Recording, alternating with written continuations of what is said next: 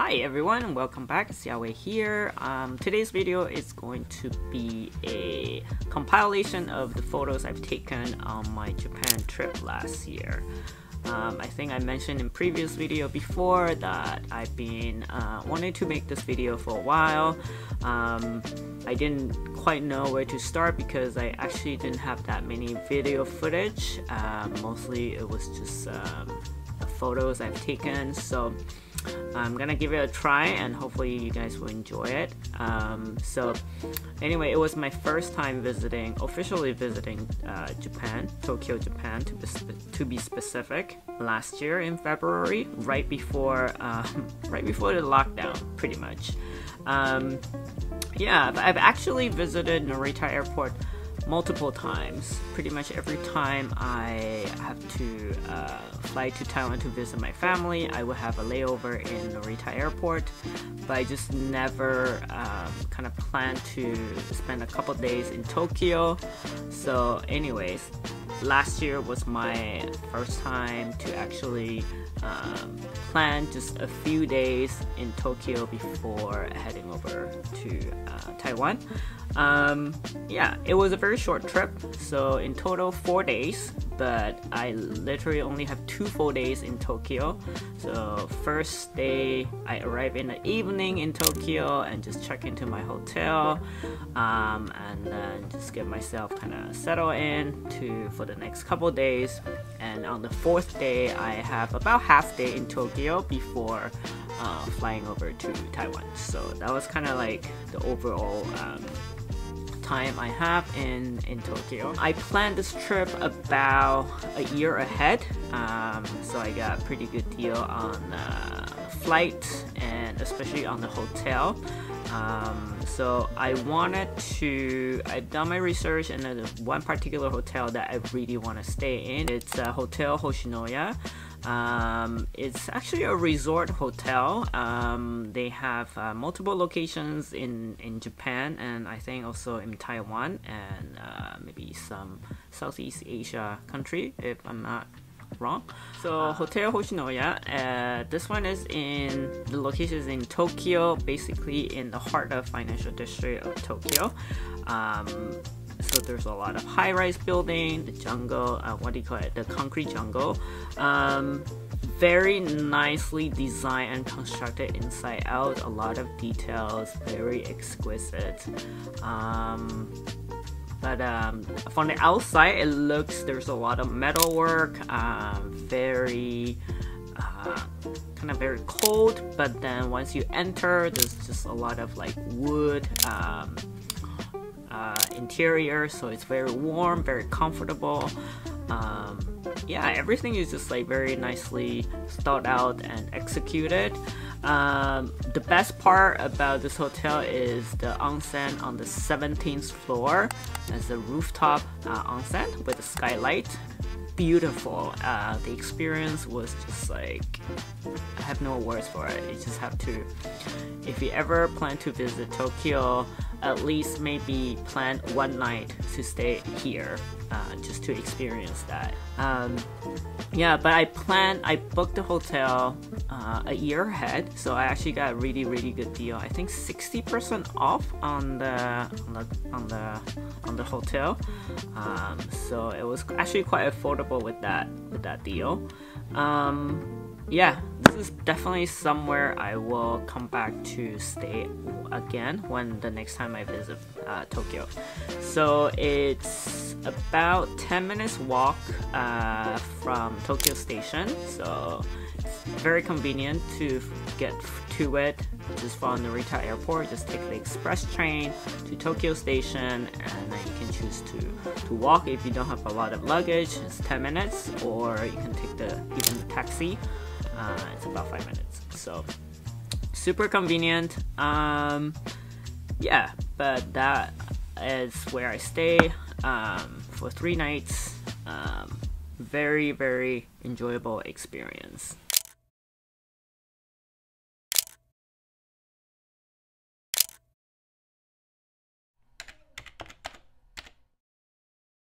Next day, I decided to stay just in the city to explore, take some photos, visit some coffee shops, and also to shop a little bit.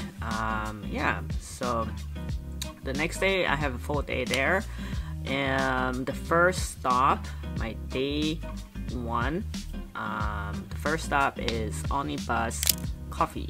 So this coffee shop is located, let me see here. This coffee shop is located, they have multiple locations, but the location I visited is in Nakameguro. This district is it's a residential district of Meguro, but there are a lot of like hidden gems, a lot of unique coffee shops, retail shops in this area. You just kind of have to do your homework a little bit ahead of time to know where to find these hidden gems. There's also that river, the Meguro River, that goes kind of across the district. It's a very enjoyable walk. When I visited it was in February, so there wasn't any cherry blossom, but if you kind of Google this district, you will see a lot of the cherry blossom pictures. That's very impressive. Yeah, so definitely a very enjoyable neighborhood or district to roam around and to see if you stumble upon any interesting shops that you just wanted to kind of go and take a look. Or for me, in my case, I just kind of look up a few shops that I wanted to visit and use those as stop points to explore the area. And then, so Onibus, this coffee shop, is a very tiny 2-floor coffee shops, but they really they're very smart with the space that they have, the limited space that they have. But on their second floor, it's literally right next to a what do you call that, overpass, but you will see the metro train like going next to it every, I don't know, maybe 10-15 minutes. And it was so close that you can actually feel the vibration, you know, when you're sitting there sipping your coffee. But the view is quite interesting. Yeah, so I lingered there for a little bit before I walked to my next stop, which is I wanted to shop a little bit in this neighborhood. Especially I wanted to get I have like a very specific item I want to get, which is the indigo dye jacket. So indigo dye is like a very well-known Japanese craft. So I wanted to get some garments that's made in this tradition. And yeah, so this brand called Blue Japan, after doing some research, I quite like some of the design that they have. So there is their flagship store in this neighborhood. It's called Okura, and they carry a very nice selections of indigo dye garments, or like outerwear, and also some like shirts, even dresses, yeah, and also other select footwear, accessories, things like that. It's a very interesting shops. I think there are, if I remember correctly, 2 floors, 2 levels, and they seem to have like a basement or something. I don't know if that's accessible to customers. But yeah, the staff there were very friendly. I was able to communicate no problem, and yeah, I ended up getting a jacket that I really like and a little pin to kind of style it. Yeah, there were some items that I really want to get, but they either were out of stock or they didn't have my size, and I wasn't staying long enough for them to kind of transfer in the product for me, so that was a bummer. But yeah, super happy with the jacket that I got. I just really liked how indigo dye wear over time, all the kind of like the wash mark, and you know how you wear it and how you kind of you know, live through it. All those marks were will kind of be left behind on the garments, and I really like the effect of that. So yeah, super happy with this purchase. Okay, so after a little bit of shopping, I actually wasn't very hungry, so I think I forgot to mention this day I had a really big breakfast. Marinated with baby beginning sake. Yes, the four appetizers on your left top, is starting off your left, will be daisy, radish daisy with mushroom. It's a Japanese traditional breakfast, so it's like a full course meal. Next will be simmered radish, and on the bottom left will be vinegar smelt, and next will be pickles. For the salad, we have the dressing for here. The dessert on your right top, we have red bean with mochi and a sweet potato paste.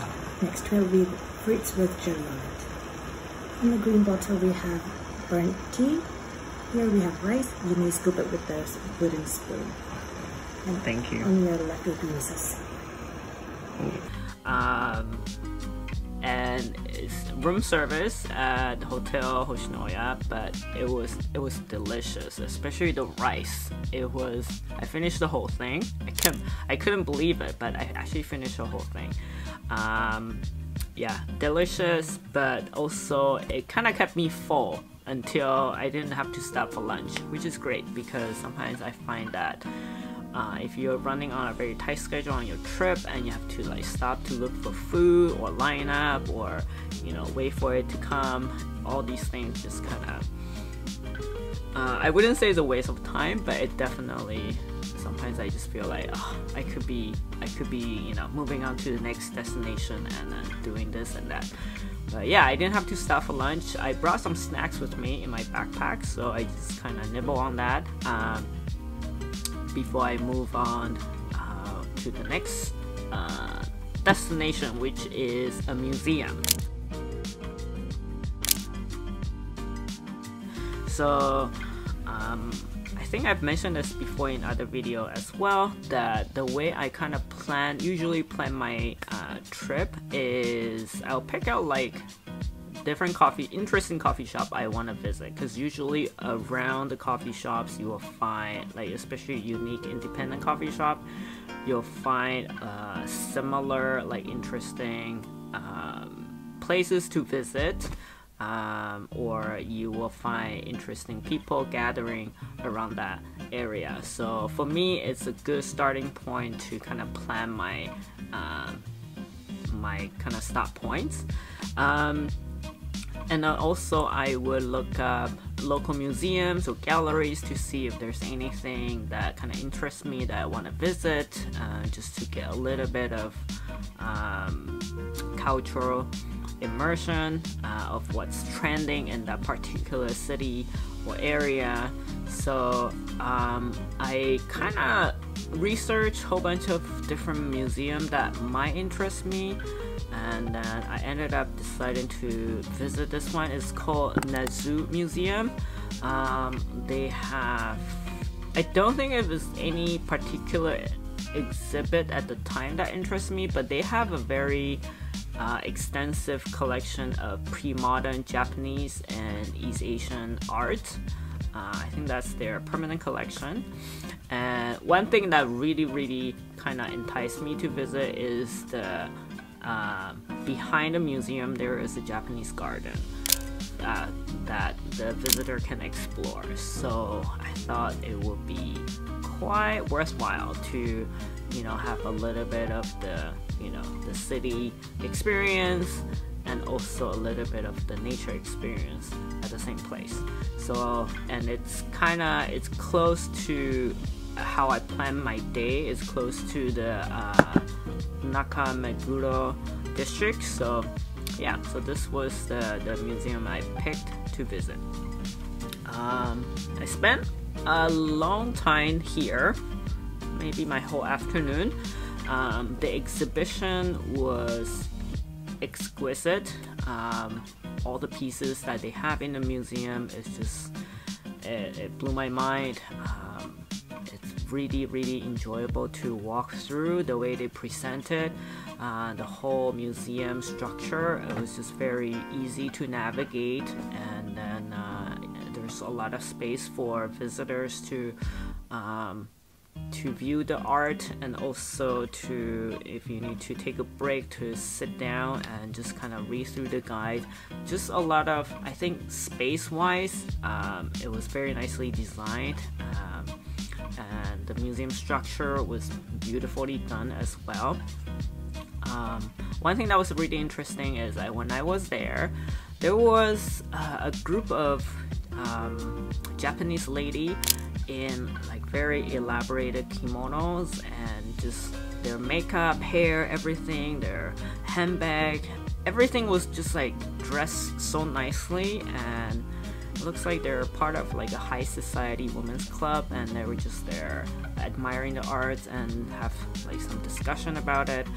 But at the same time, there were some like tourists like me just dressed in like very casual, like denim sneakers with backpack. Actually, the backpack we put it in a locker, but just like the stark contrast between them and the, you know, foreign visitors, it was like a very interesting to watch.